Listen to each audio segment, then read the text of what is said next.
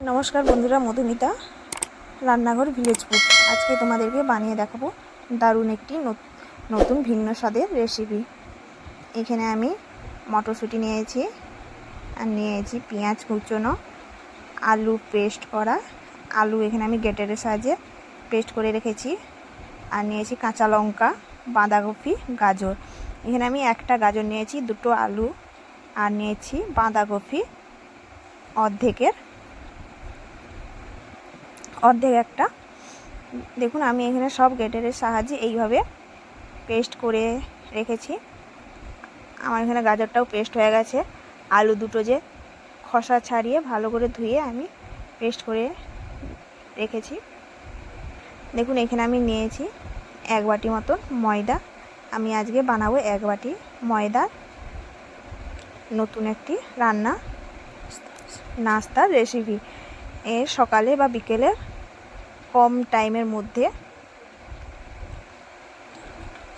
দারুণ একটা নাস্তা রেসিপি বানিয়ে দেখাবো।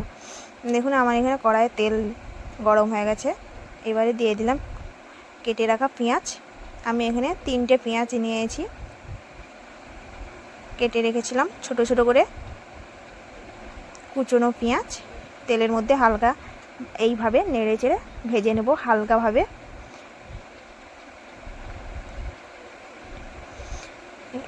হালকা মিডিয়াম আঁচে আমি পেঁয়াজগুলোকে এইভাবে হালকাভাবে ভেজে নিয়েছি। দিয়ে দেব গ্রেট করা আলু,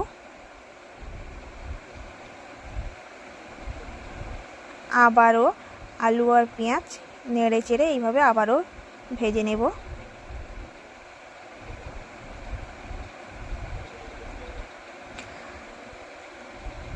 এবারে দিয়ে দেব গাজর, গ্রেট করা গাজরগুলো দিয়ে দিলাম। আবারও সবগুলো এইভাবে হালকা আঁচে আমি ভেজে নেব নেড়ে চেড়ে এইভাবে।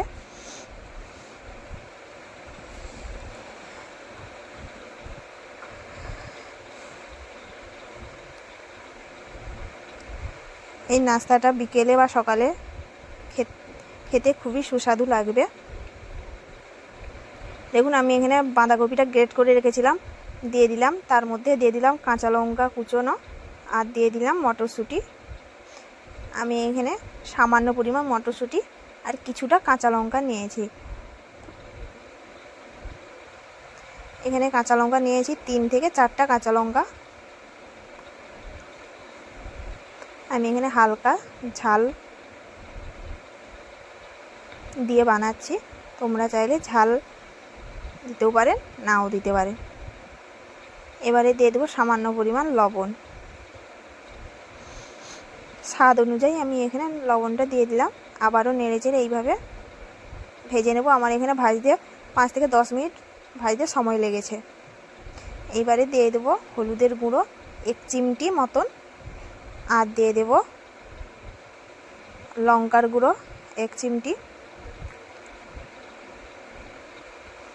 আবারও এইভাবে সবগুলোকে ভেজে নেব।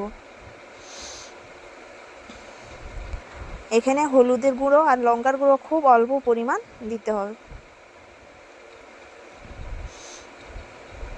এখন আমার এখানে ভাজা হয়ে আসছে। এবারে আমি কিছু গরম মশলা দিয়ে দেবো। এখানে আমি নিয়েছি ধনে গুঁড়ো 1 চামচ মতন দিয়ে দিলাম, আর দিয়ে দেব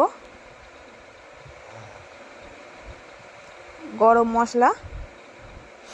এখানে আমি জিরে ভেজে রেখেছিলাম, জিরে গুঁড়ো দিয়ে দিলাম 1 চামচ মতন জিরা গুঁড়ো, আর নিয়েছি গরম মশলার গুঁড়ো।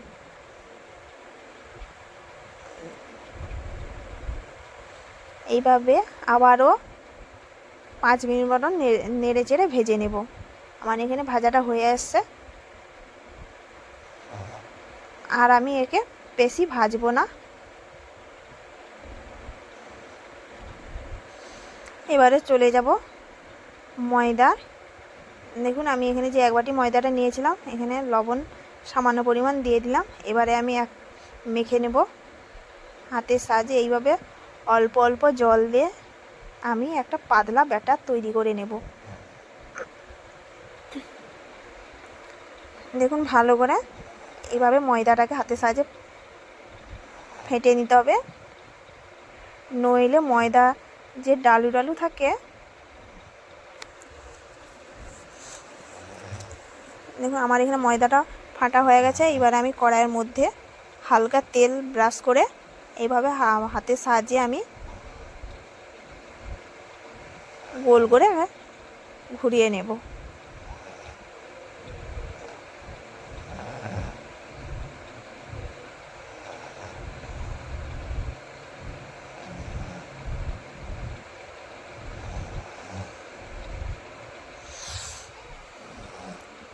এইভাবে আমি একটি গোল করে রুটির মতন ভেজে নিয়েছি। দেখুন এখানে আমার একটা ভাজা হয়ে গেছে।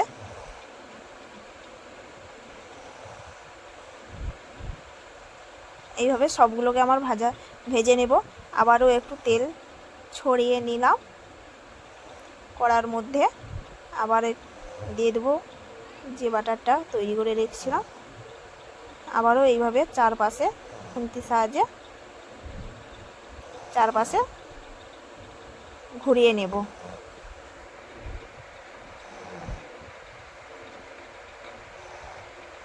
আমি তোমাদেরকে এখানে কড়াইয়ের মধ্যে তৈরি করে দেখাচ্ছি। তোমাদের বাড়িতে তাওয়া বা ফ্রাই প্যান থাকলে বানাতে ভালোই সুবিধা হয়। এবং আমার এখানে আবারও একটা তৈরি হয়ে গেছে।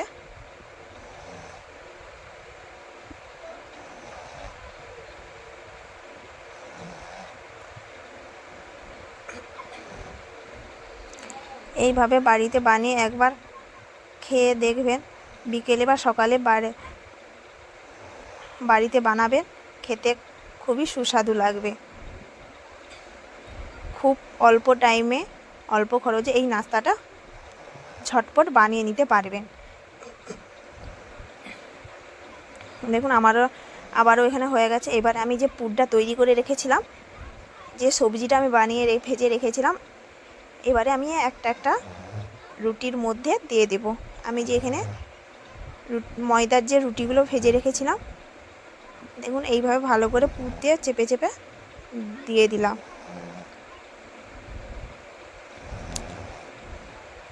একটি রোল তৈরি করে নিলাম পুর দিয়ে। আমার এখানে রোল একটা তৈরি হয়ে গেছে। আবারও একটা বানিয়ে দেখাবো।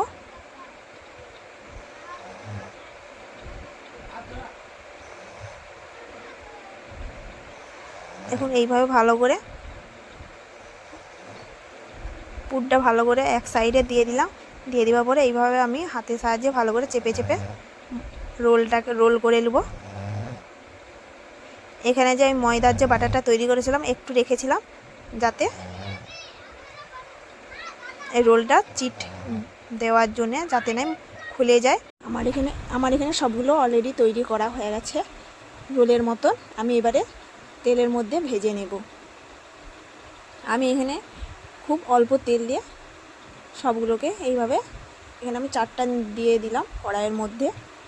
উল্টে পাল্টে এইভাবে হালকা মিডিয়াম আঁচে আমি ভেজে নেব। দেখুন আমি এখানে কড়া করে ভাজবো না, এমনি হালকা উল্টে পাল্টে ভেজে নেব। দেখুন আমার এখানে ভাজা হয়ে আসছে।